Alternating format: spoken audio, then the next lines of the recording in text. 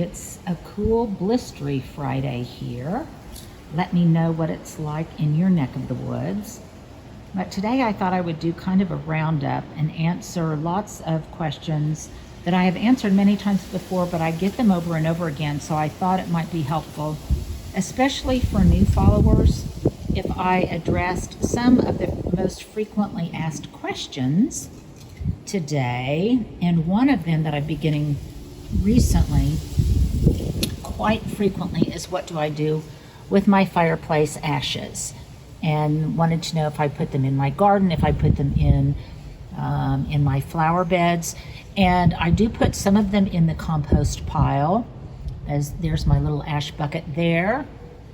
And here's my big old stash of firewood over here. I love the texture and just the different gradations of brown and black and tawny colors. But in answer to the question, I put some of them in my compost pile. When I had a lot more clematis than I do now, I used to sprinkle some around the base of the clematis because it likes limey conditions, and I would kind of fork it in. And anything else that likes potassium, potash, and more soil that is less acidic and a little more alkaline can take some of those wood ashes. I try not to add too much to my compost pile, however, because I want to make sure that I really don't mess up the pH. So just be careful in using them, but definitely, yes, they can be used organically in your organic garden, and mine, of course, are just nothing but wood ashes. And so Stuart was here yesterday, and we kind of did a walkthrough and answered some more FAQs. So we'll take it from there.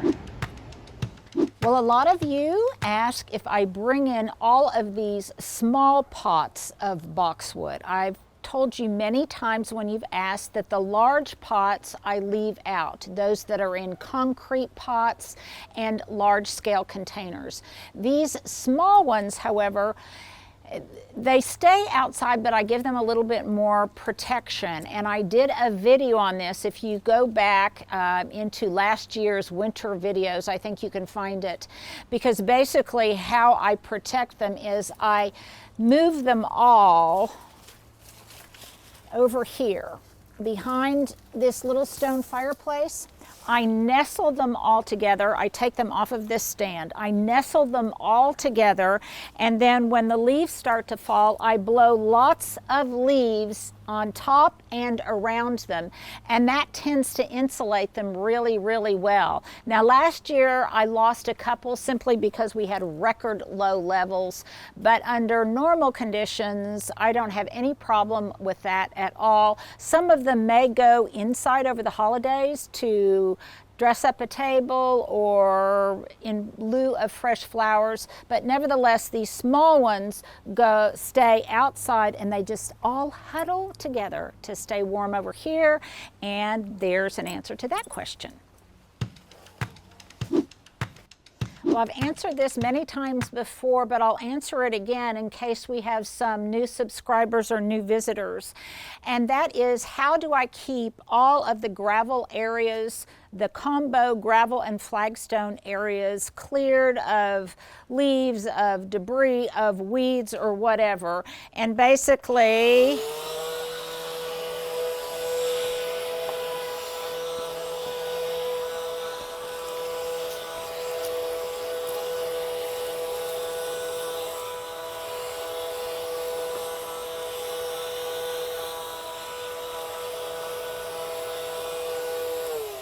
that's how I do it.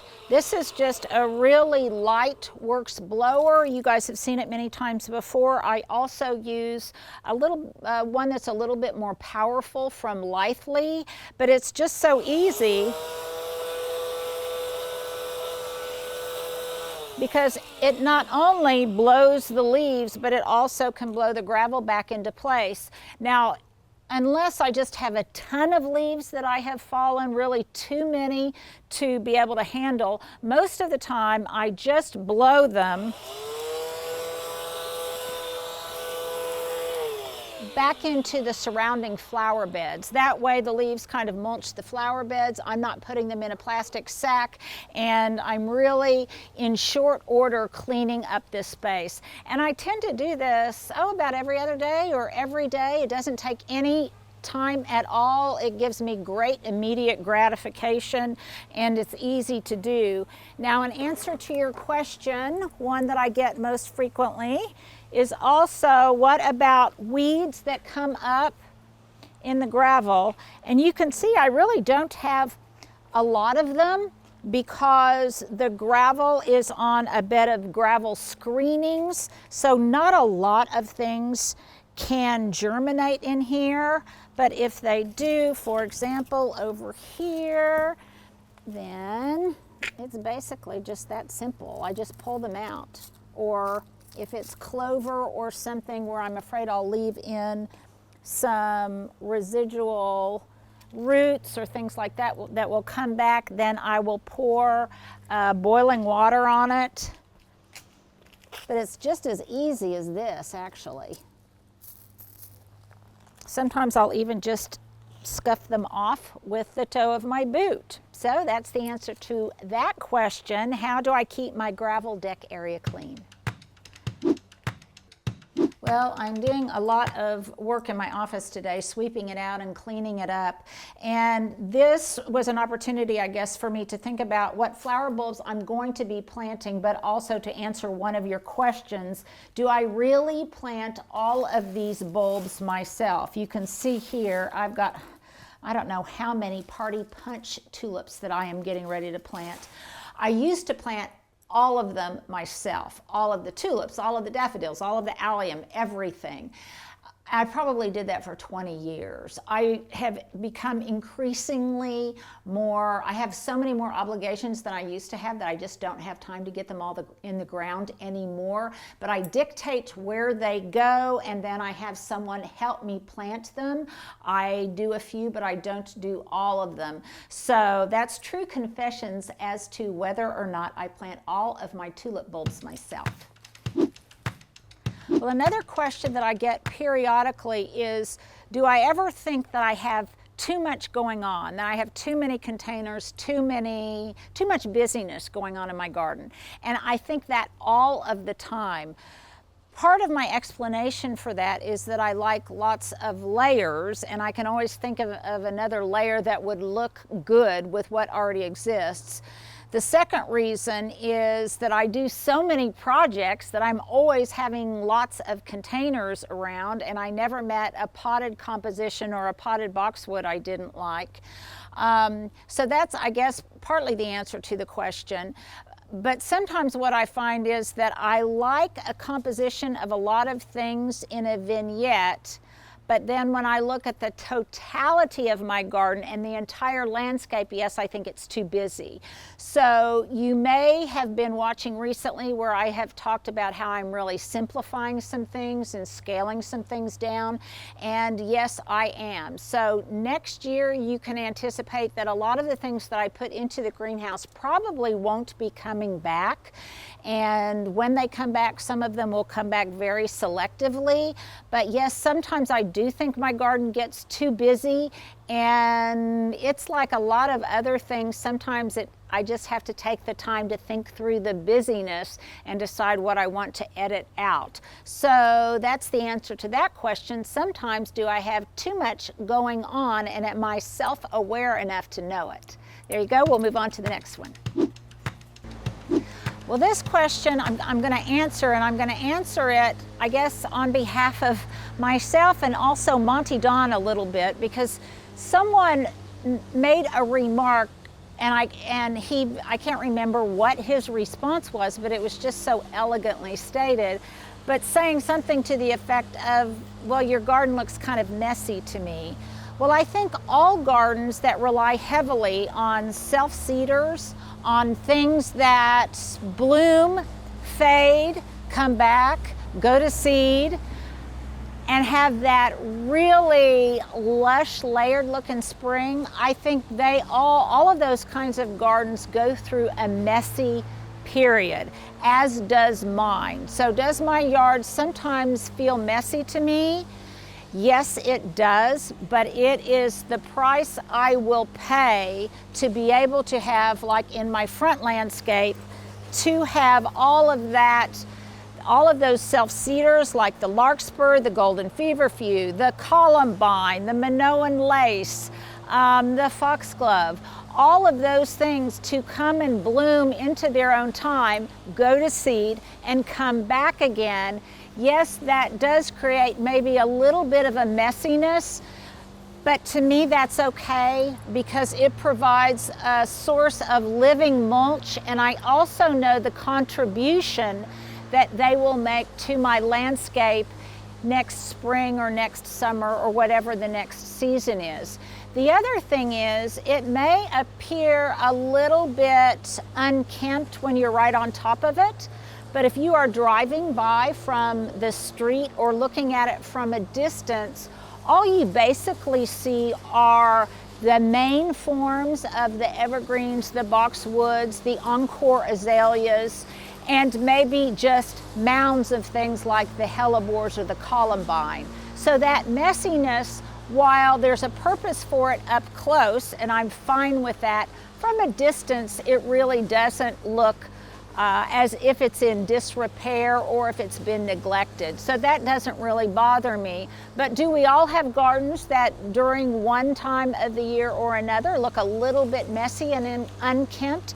Absolutely, and I just don't worry about it too much. If I know it's in good shape, then that's good enough for me. Let's go on to the next question.